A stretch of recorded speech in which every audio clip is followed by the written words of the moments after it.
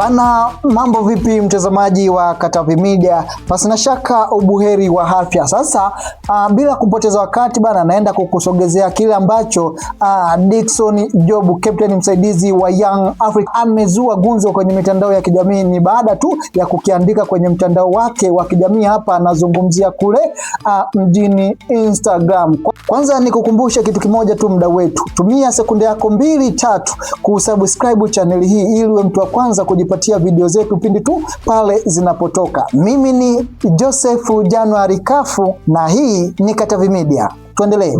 Bana, Dickson Job ameandika kitu fulani, kitu ambacho kimeleta tafarani, au kila mmoja ameng'amua kwa namna ambavyo amekielewa hichi kitu, na si kingine. Dickson Job kupitia Instagram ameandika, kama nahodha jukumu langu ni timu, nidhamu ni bora kuliko kipaji, hivyo nitazungumza kesho, yaani Jumatatu.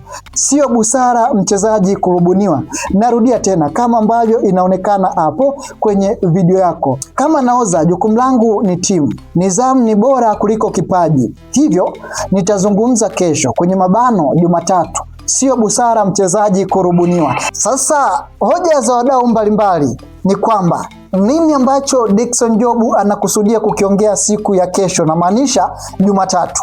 Na ukiangalia Dickson Job ni moja wa wachezaji ambao hawana mambo mengi sana, wao wanatimiza jukumu lao mama, ambalo ni kucheza mpira, ama swala mitandaoni wao ni vitu ambavyo hawana kabisa. Sasa leo ametoka hadharani na kuongea kabisa kwamba ni swala la ajabu mchezaji kurubuniwa. Ni mchezaji gani huyu ambao amerubuniwa, na ni kwa misingi zipi, na kipi ambacho Dickson Job atachokiongea hiyo kesho? Ni kitu ambacho wadau wengi sana wanasubiria kuona. Dickson Job, moja wa wachezaji tegemezi wa timu ya taifa ya Tanzania na klabu ya Yanga, akitokea kule mjini Morogoro, mji kasoro bahari, anakusudia kukiongea. Nadhani bila shaka hata wewe unasubiri kuona ni nini ambacho Dickson Job anakusudia kukiongea siku hiyo ya kesho. Na niseme asante tu kwa wewe mtazamaji wa Katavi Media. Mimi nikukumbushe tena, tumia sekunde zako 2 tu au 3 kusubscribe channel hii. Mimi ni Joseph January Kafu